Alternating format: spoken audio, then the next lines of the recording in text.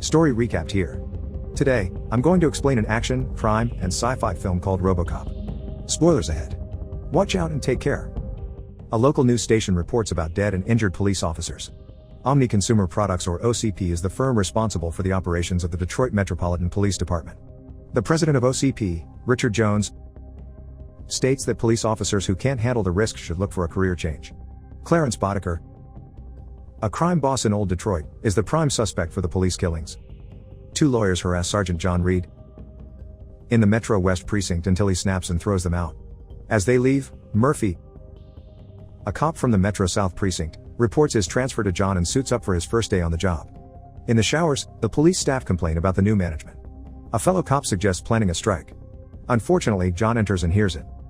John removes the nameplate on Officer Fredrickson's locker, the officer that died from the police killings. Everyone is silent as he announces the upcoming funeral.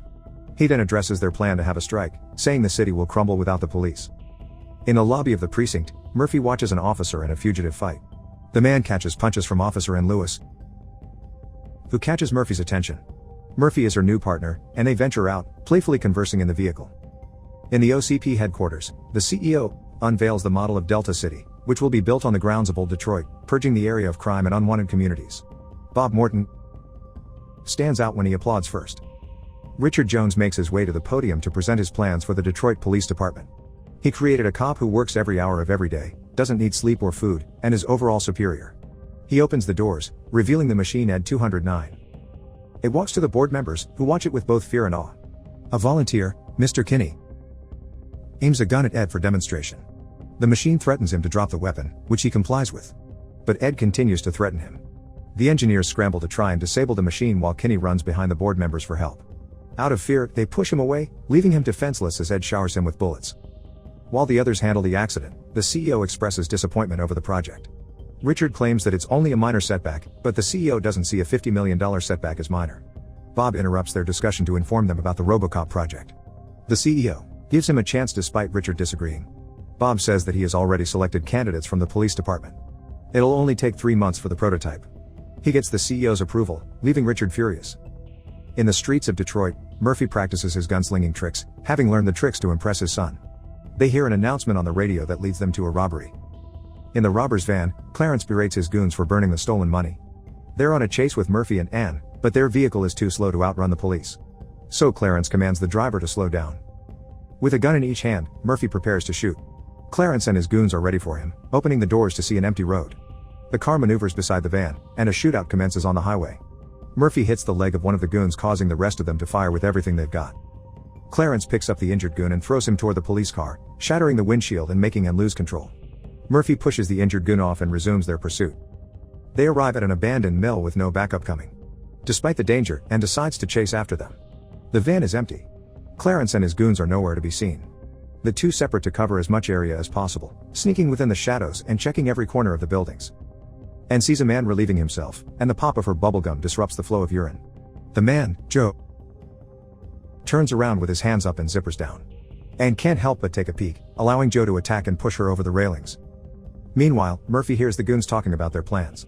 Emil and the other goon watch their favorite show, unaware of the gun pointing at them. Murphy jumps, holding them at gunpoint. The other man grabs his shotgun but gets shot for it. Emil drops his weapon and surrenders. On the radio, Ann hears Murphy reporting his situation. Suddenly, the rest of the goons surround him. He drops his guard, and Emil strikes his gun away. Hopelessness grows as 3 shotguns aim at his head. Clarence enters the scene and confronts the officer. He mocks Murphy, breathing down his neck and striking his calves. Clarence knocks him around, asking where his partner is. Joe enters, saying that she's taken care of. They circle him like sharks to their prey. Clarence aims up and down Murphy's body while making robotic sounds. The goons roar with laughter when Clarence shoots Murphy's hand off. A bloody Murphy tries to escape, but he turns around to see them aiming at him. He shouts in pain as shotgun shells rain on him. Clarence finishes him off with a bullet to the head before leaving. Ann rushes to his aid, finding her partner bloody on the floor. Medical professionals surround a helicopter carrying the dying policeman. They rush him inside, transferring him to the operating table. While the doctors struggle to revive him, Murphy sees his life flash before his eyes, reliving moments with his son and wife. Everything turns black as the doctors fail to keep him alive. After some time, static flashes from a display and scientists appear in view. Bob and his partner discuss adjustments for the RoboCop operation. After months of developing the cyborg, Bob looks at it and praises his creation. The time comes for Bob to present RoboCop to the group, and they shower him with applause. In the precinct, Bob and his team enter, causing a fuss that angers John. However, he becomes speechless as the sound of metal clangs from the entrance. RoboCop catches everyone's attention. The police staff chase after him, watching as the head engineer presents RoboCop's features. He leads them to a machine that dispenses RoboCop's food, and they test RoboCop to make sure that his prime directives are set. RoboCop's screen lists his 3 directives, with the 4th one marked as classified. In a gun range, Anne practices her shooting. She sees from afar a metal hand firing with pinpoint accuracy. Everyone watches in awe as he obliterates the practice target. Bob asks John for the keys to RoboCop's vehicle, and he catches it without even looking. Bob admires him like a proud father. RoboCop rides out to the city, and the streets of Detroit instantly become safer. In a convenience store, a man enters to buy a magazine. He approaches the cashier and asks for all their money. The lady is hesitant, but his gun persuades her. As the lady puts the money in the bag, she presses the panic button. RoboCop enters the store, and the man realizes he's screwed. He frustratingly fires at the indestructible metal shell. RoboCop bends the barrel easily and smacks the thief. He thanks the owner for cooperating and wishes them good night. 2 delinquents harass a woman walking down the street. They hold her still to cut her hair. They aren't satisfied and plan to cut the hair below. RoboCop arrives right on time and shoots the man between the woman's skirt. He falls to the floor with a bloody crotch, and the woman runs to thank RoboCop. Commotion occurs in front of the city hall as a former councilman holds the mayor and his staff hostage. RoboCop arrives at the scene, and reporters quickly surround him. He enters the building while the police outside negotiate with the hostage taker. As he voices out his demands, RoboCop nears the room. RoboCop uses his thermal vision to look through the walls. The former councilman pushes the mayor's face into the window, threatening to blow his head off. Then, RoboCop pulls him through the wall and punches him out the window. The news of RoboCop spreads throughout the city, instilling fear in criminals and hope for the masses. Aside from his immense skill, RoboCop manifests a charm that makes kids and adults adore him. The news anchor reports about the OCP's construction of Delta City. Bob, the new vice president of OCP, tells the media that RoboCop will eliminate all crime in old Detroit. In the bathroom, Bob and a colleague talk about his recent achievements. They gossip about how Richard lost his touch.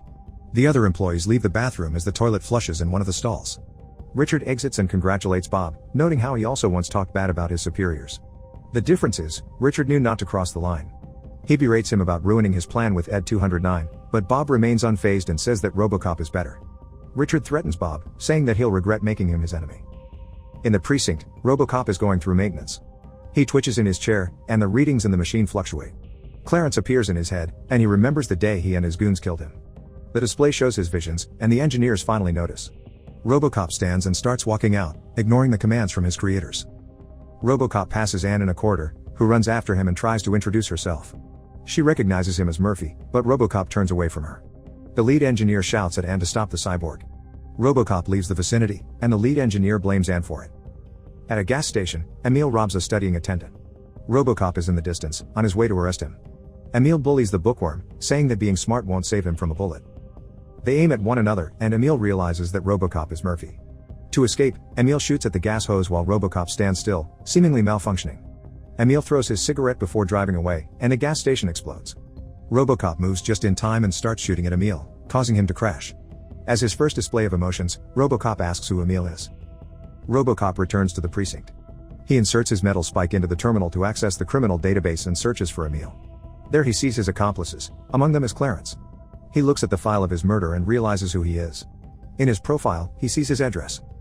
RoboCop visits his home that is currently for sale. He remembers where all his belongings once were and sees the image of his son. He makes his way to the kitchen and sees a picture of his family. He crushes it in his hands and continues to their bedroom. Remembering his wife, all kinds of emotions rush into him, making him unstable. At a club, RoboCop walks through the partying crowd. He's in an arrest mode, and there he confronts one of Clarence's goons, Nash. Nash tries to pull out a gun, but he quickly disposes of it. He then tries a cheap shot only to be met with a crotch of steel. RoboCop drags him by the hair to talk. Meanwhile, Bob is having a party of his own with drugs and women. Bob flirts with the two, sniffing snow off the mountain's valley. He has his hands and faces full with the women, but suddenly, the doorbell rings, interrupting the fun. Clarence, with a gun in his hand, makes the women leave. He puts on a silencer and shoots Bob's legs. Clarence plays a video of Richard saying that this is Bob's fault for making him his enemy. Clarence reveals a grenade, bites off the pin, and leaves Bob to crawl for it. He struggles to reach it, and Richard smiles as the house explodes. In a factory, goons line up to pack drugs. Clarence talks to Sal, the owner of the factory. He shows him the money he intends to use to buy the product. Due to his reputation, Sal is reluctant to do business with him. Clarence dips his finger in Sal's wine, and Sal then drinks it. His sweet words don't persuade Sal, and instead, it makes the situation sour as the goons aim their guns at each other. Clarence is unbothered by the tense situation, making Sal agree. They begin to hear banging on the doors, alerting everyone in the building. RoboCop knocks the entrance down and searches for Clarence. The goons start firing at him, but he takes no damage at all. He shoots them off one by one, displaying his gunslinging skills. With every step and every shot, their numbers dwindle. Clarence leaves his goons behind, and he tries to jump but falls through the thin material. RoboCop grabs him, recites the Miranda rights but gets interrupted by spit, so he throws him through the glass. RoboCop approaches him and throws him again. With blood dripping from his face, Clarence snitches on Richard Jones before getting thrown against a window for the third time. Now even bloodier, RoboCop lifts him by the neck, prepared to eliminate Clarence. However, his directives stop him from doing so. In the precinct, John argues with the police staff as they're planning to strike. RoboCop silences the room, handing Clarence to the men. Clarence spits on the form at the table, confidently asking for his phone call. Richard Jones is in a heated phone call with Clarence. He assures him that he'll take care of everything and that he'll be soon out of the precinct. Meanwhile, RoboCop makes his way to OCP headquarters. RoboCop enters the building and rides the elevator to the top floor, where Richard awaits him. He replays Clarence's confession as he approaches Richard's office. Richard greets the cyborg and asks what his purpose is. RoboCop announces his arrest, and Richard accepts with open arms. As he approaches Richard, he begins to malfunction. Richard informs him about a secret directive, where RoboCop isn't allowed to arrest any senior officer of OCP. RoboCop tries to fight his program. The situation worsens when Ed enters the room. Ed showers the cyborg with bullets and flings him to the wall. Meanwhile, Richard reports the commotion to the police. RoboCop sees an opening and grabs Ed's firing arm, pointing it to the other. The robot still operates and fires multiple missiles in RoboCop's direction. He barely dodges and makes his way to the stairwell with Ed close behind. Ed tumbles down because of its large feet, and RoboCop leaves the struggling robot. Outside, he is met with the police's bright lights. The officer in command orders the rest to fire at the cyborg, and some officers shout in disagreement. Still, they fire at RoboCop, and his hard shell gets chipped little by little. He experiences a more gruesome attack than his first death, as this time, it's the police shooting and not a criminal. They corner him, but RoboCop escapes through the highway where Ann encounters him. She carries him to her vehicle, and they barely escape. The local news station reports breaking news of the Detroit Police Department's citywide strike. Days later, a free Clarence visits OCP headquarters. He enters Richard's office, where he's scolded for snitching on him to RoboCop, saying that the police can use his memories against him. To prevent this, Richard commands Clarence to kill RoboCop. Clarence is reluctant initially but agrees when Richard offers him the chance to manage illegal businesses in Delta City.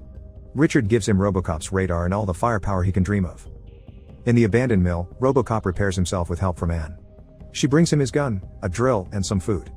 RoboCop removes the screws on his helmet to reveal Murphy's heavily modified head. Hearing about his family, who moved away to start over, RoboCop becomes emotional and asks Ann to leave. Crime prospers in the streets of Detroit as the police are on strike. Emil breaks the window of an electronics store to watch his favorite show. Clarence and the rest of the squad reunites. He shows them his new weaponry and tests it on his goon's brand new vehicle. After wreaking more havoc, they make their way to the abandoned mill. Ann peacefully sleeps when RoboCop wakes her with the sound of his firearm. His targeting system is malfunctioning, and Ann helps him fix it, allowing him to shoot the jars of food from a distance. They hear Clarence and his goons arrive, each with their own assault cannons. RoboCop asks her to leave, but she reminds him that they're partners. He throws a piece of metal that catches the enemy's attention. He shouts in the high ground and shoots one of the goons. The rest start shooting, but he remains unscathed. Emil approaches RoboCop in a van at extreme speeds, but RoboCop dodges, revealing the toxic waste storage behind him. Emil arises from the acid, melted and disfigured. Clarence drives to cut off RoboCop, but Ann intercepts him. During their car chase, Emil walks in front of Clarence's vehicle, filling the windshield with blood that causes Clarence to crash. Ann arrives at the scene, and Clarence shoots her. RoboCop distracts Clarence but is unaware that Nash is above them. Ann sees this and crawls to the assault cannon. Clarence drops his gun and convincingly surrenders to lure him in. Large metal beams drop onto RoboCop, and the criminals celebrate until Ann fires the assault cannon on Nash. Clarence grabs a metal bar and starts smacking the still conscious RoboCop. Clarence pierces him with the metal, and RoboCop pierces his neck with his metal spike. Clarence bleeds out, and the two cops survive to see another day. In the OCP headquarters, Richard plans to send Ed 209s all over the city to replace the police. Outside, RoboCop arrives at the entrance, and an Ed robot spots him. It rushes towards him, but a calm RoboCop shoots Ed with the assault cannon. As the board members applaud Richard, RoboCop enters the conference room and reports Richard's criminal charges to the CEO. RoboCop inserts his metal spike into the displays. Richard's confession of killing Bob plays on the screens. Feeling trapped, Richard takes the CEO hostage and threatens to kill him if anyone tries to intervene. The CEO then fires Richard, and the warning for the fourth directive disappears, allowing RoboCop to shoot Richard falls through the window and meets his demise. The CEO commends his gunslinging skills and asks for his name. RoboCop introduces himself as Murphy. War on drugs and crime, in general, prevails during these times. The government's action to combat it is, of course, violence. They resort to endangering the lives of police officers and civilians to purge old Detroit of crime. To alleviate the fear, they integrate technology in a sort of disposable solution.